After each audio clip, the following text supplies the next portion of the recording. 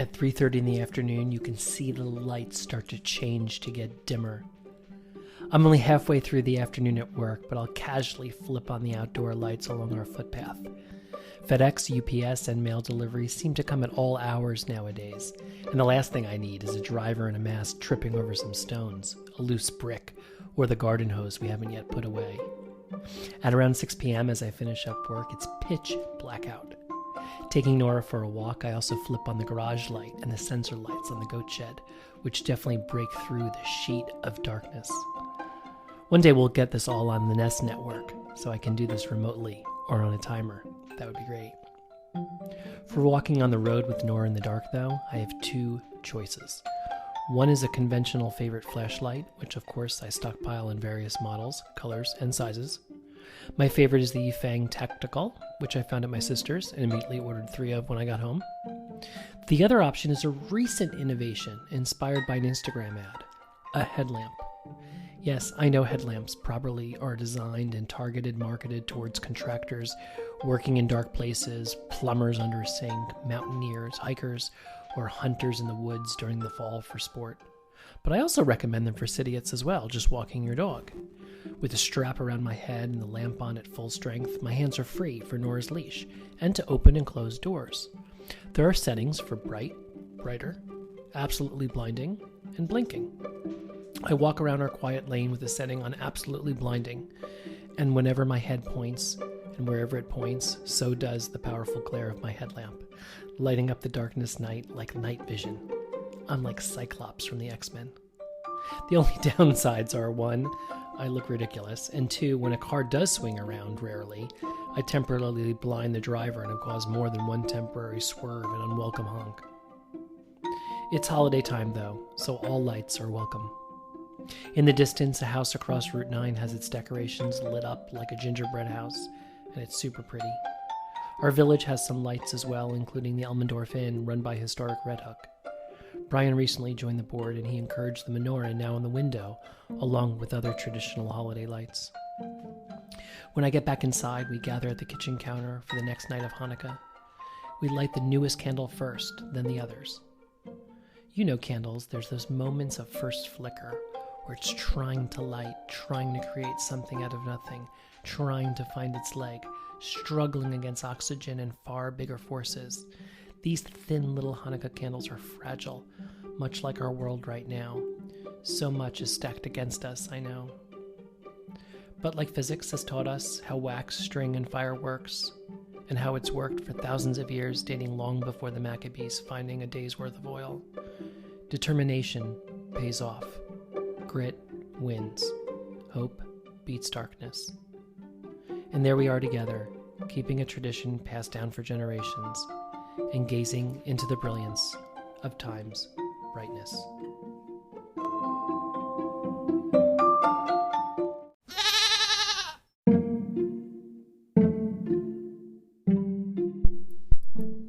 I'm Matt Zucker, and this is Cidiot, learning to live and love life in the Hudson Valley.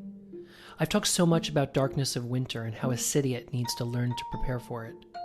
The previous owner of our house put in footlights on the path from the house to the driveway, and there's the light on the garage, and a handyman recently helped me fix the floodlights on the goat shed. The front door light is my big problem. Every time we replace it, it goes out about 10 days later. Must be some kind of short. The handyman's too busy to come back, so if any of you out there know electricity, be a Hanukkah fairy and message me. This time of year, though, isn't all darkness. While it'll never be the show-stopping power of Dyker Heights and Queens that we would used to go visit in our car, some houses go all out with their lights for the holidays, and as you drive along roads, seeing a house lit up is quite comforting. We don't celebrate Christmas, so to be frank, I've often had a love-hate relationship with this season. I like the music, but I can't really relate to it. I get the miracle of birth, but that's not my kid in the manger. Yeah, I know my people have Hanukkah, but come on, we all know it's a third-tier festival. Fighting against oppressors who wouldn't let them worship as they see fit, the outnumbered Maccabees won and came back to the destroyed Holy Temple. It's a good story. Seeking to relight the eternal light by which one reads the Torah, they found enough oil to last just one precious day. But the oil didn't last a day. It lasted 8. It's not a religious holiday per se, but a festival to remember resilience. Have you ever played dreidel? The dreidel game was created as a way for Jews to study the Torah and learn Hebrew in secret after a Greek king had outlawed all Jewish religious worship. So in some ways, it's a way to celebrate history and, well, gamble. Christmas is a way bigger and happier event. A miracle baby born far from the city. A prophecy foretold. A new star in the sky. 3 kings come by to see for themselves. I mean, sure, we get a few celebrities up here like Paul Rudd, Hillary Burton, Mary Stuart Masterson, and my Insta buddy Sharon Washington, but we don't get kings and queens. Can you imagine if Prince Harry and Meghan showed up to buy a house in the Valley? Would they choose Rhinebeck or Millbrook? There's barely inventory as it is. But my point is light. Candles, an ancient source of light dating back to Romans or maybe earlier. They're big for Christmas and Hanukkah, as well as Kwanzaa, right around the corner starting on December 26th. Candles are mesmerizing. Fireplaces, too. We keep ours lit from 3 or 4 p.m. onward until bed. As you can tell, I'm really into the light this year and finding it inspiring, calming, and comforting. In this episode, Season 3's little finale, I'll talk about 3 bright moments for me.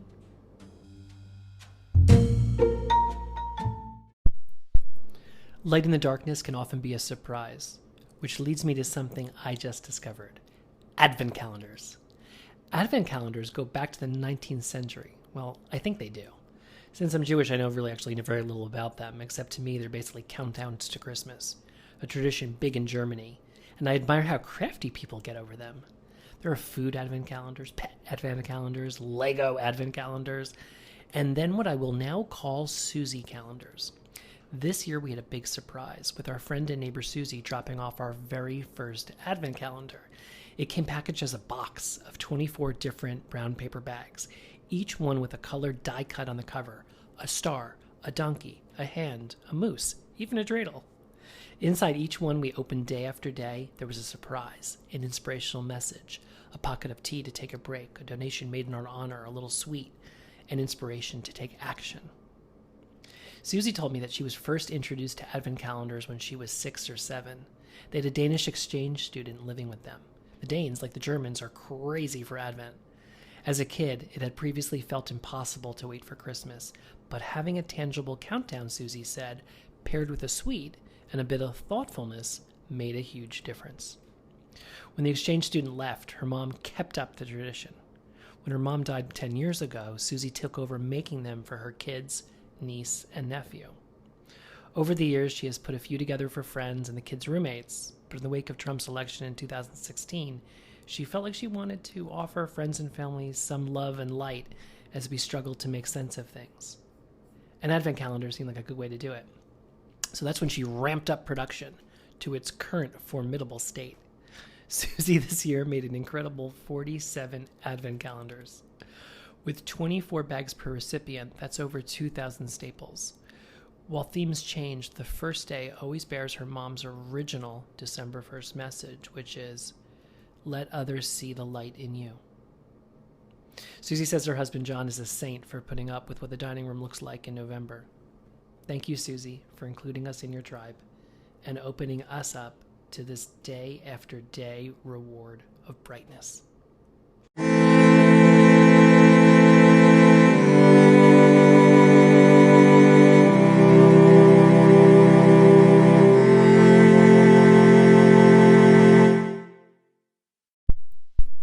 Back in August, I surprised Brian with a record player for his birthday. I'd actually been plotting it for months, even before COVID. But in late February, I was in New York City with my friend Peter, and he took me to a record store called Turntable Lab to pick out some records for his son. As the pandemic spread, and we realized it would probably be a very long, solitary winter, I thought it would make a great gift, and it worked. Brian loved it. Like many, I grew up with vinyl in the 70s, transitioning to audio cassettes and then to CDs. The sound of vinyl is so different to what we're used to now from digital. There's something raw and authentic about it. The first 2 albums I got him were Beastie Boys and Bon Iver. He of course bought many more, and then more recently, Mom passed me some old LPs from the attic in her house, so now we have far more to spin through these dark months. I know you're thinking I'm endlessly spinning Billy Joel, and I am, but we also have the original Company album from 1970, and John Cougar, American Fool. The lesson here is about making your own light. You can do things to create your own happiness, and you should do them. In addition to podcasting, which you know I love, I'm writing furiously. My career book is out. I'm prepping for the Audible version, and don't tell Brian, but I'm so ready to write the next book.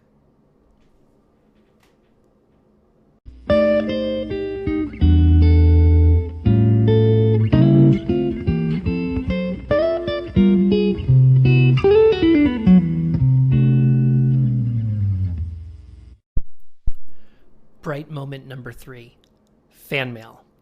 I can't tell you how many people reach out because of this podcast. Sometimes on Facebook and Twitter, a direct message on Instagram, or an email to goats@cidiot.com, our official email address. Sometimes it's a question about where to go for a day trip or names of plumbers. One listener heard my podcast on Albany and shared a documentary I might be interested about the city. Another person wrote to thank me for the podcast and how she learned about the egg for outdoor extension cords from me. One time a couple just wanted to meet up for a drink, so we did. Every message is amazing and encouraging.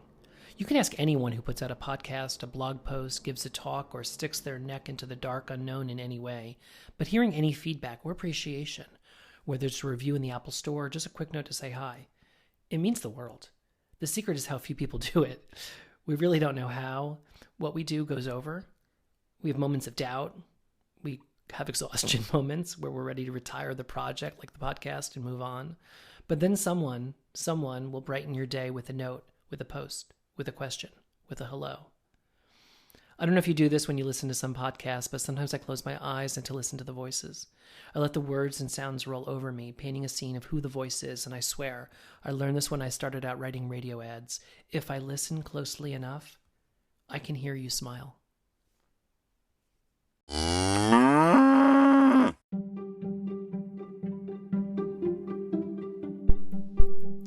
Thank you for listening to Season 3 of Cidiot.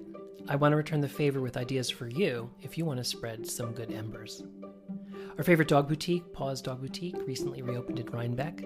We've gotten to know Sammy, who runs it, when she moved to Red Hook, and we are loyal followers if nothing else. Nora loves her beef and chicken woofers, as well as toys and seasonal collar and leash designs. If you or your friends have a dog, please tell them about Paws Dog Boutique in Rhinebeck, or at pawsdogboutique.com. Local bookstores also need support. Both Oblong Books in Rhinebeck and Rough Draft Bar and Books in Kingston have been kind enough to carry my book, Bronze Seek Silver, so please support them with whatever you want to read next. Our farms and restaurants are our lifeline. They make our food. You've met Callie from Sawkill Farm and heard us about our CSA with Hardy Roots, friends at Northwind Farms, Grieg Farm, and Meat Orchards.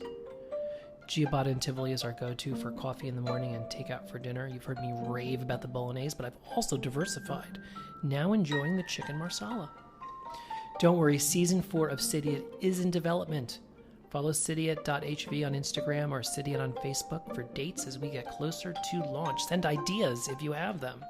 A review of this season would be great if you've got time on the Apple Podcast Store. It helps people find us. I'm Matt Zucker in the Hudson Valley. It's still daylight, so I'm going to take Nora on a hike without the headlamp. When we're back, Brian and I will do the next night of Suzy's Advent Calendar. I hope you're safe, holding on, healthy, and happy wherever you are. And when you can, come visit.